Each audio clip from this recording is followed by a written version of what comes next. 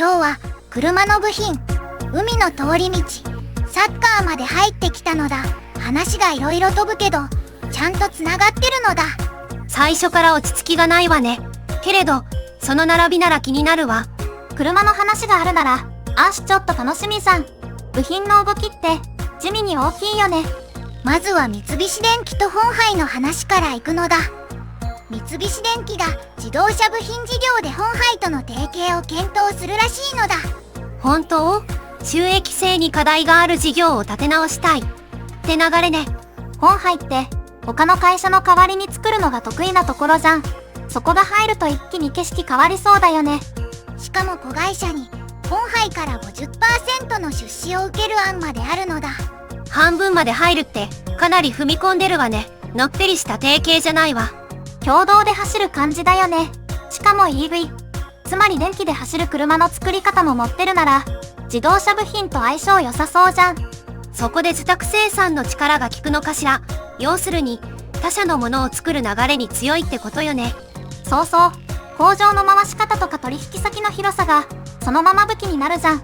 背景には去年5月に示したおよそ8000億円規模の見直し方針があるのだ。数字が大きいわね。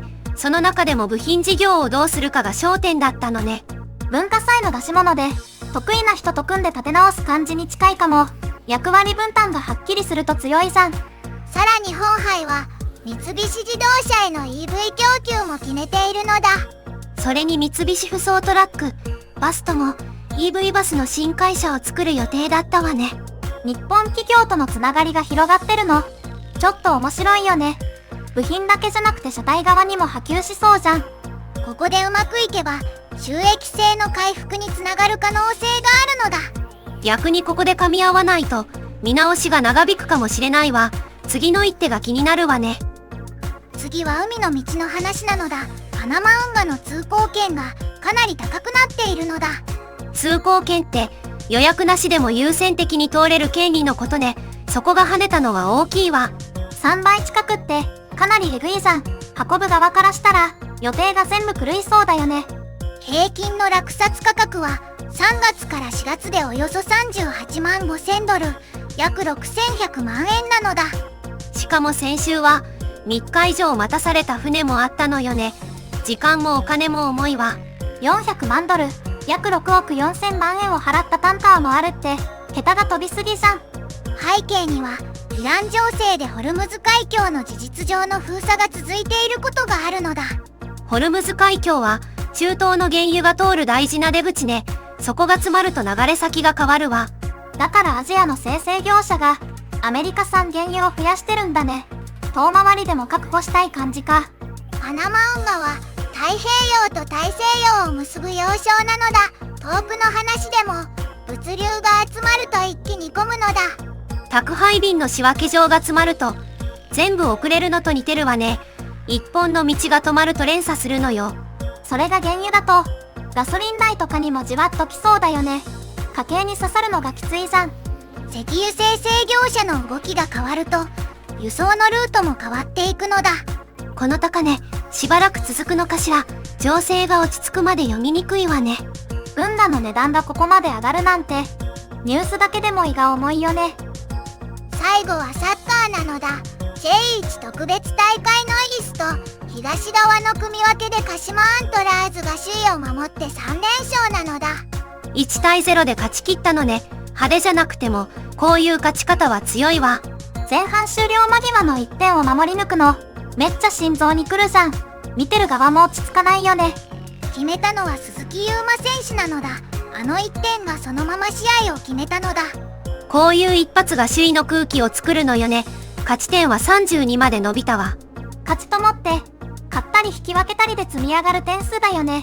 積み重ねが順位に直結するじゃん。それは3連敗で勝ち点11のままなのだ。ここはかなり苦しいのだ。流れが逆向きになってるわね。立て直しが必要だわ。首位と下位で空気が全然違うじゃん。連敗すると焦げるのわかる気がするよね。もう1試合では FC 東京が水戸ホーリーホックに5対2で勝ったのだ。前半で3点、後半にも2点ってかなり攻め切ったわね。マルセロ、キアン選手の2得点も効いてるじゃん。点が重なると試合の色が一気に変わるよね。FC 東京は勝ち点26に伸ばしたのだ。水戸は4試合ぶりの黒星で勝ち点15なのだ。首位争いも追う側もまだ全然動くわね。次の試合でまた景色が変わりそうよ。このグループ、上も下も目が離せないじゃん。どっちの試合も展開が違って面白いよね。車の話が出たから一つだけ面白い話を入れるのだ。急に何を言い出すのよ。自動車って最初から今みたいな形じゃないのだ。18世紀には蒸気機関を使った蒸気自動車が登場していたのだ。蒸気で走るの、かなり想像しづらいじゃん。それから19世紀にはイギリスやフランスで都市間を移動するバスにも使われていたのだ。さらに1870年代から1880年代にかけてはガソリンの内内燃機関を使う車も作られたのだ。今の姿に近づいていく流れがそんなに前からあったのね。有名なのはフォードモデル T なのだ。1909年の1年間だけで1万台を超えて売れて車が一気に広まるきっかけになったのだ。量産って時代を変える力あるんだね。部品のニュースともつながるじゃん。人を運ぶだけじゃなく荷物を運ぶ道具としても広がったのが自動車なのだ。今日は定型の話も運河の値段も首位争いもあってかなり濃かったのだ。気になったニュースがあったらコメントで教えるね。概要欄にリンクも置いてあるから後で見ておくといいわ。それじゃあまた次回なのだ。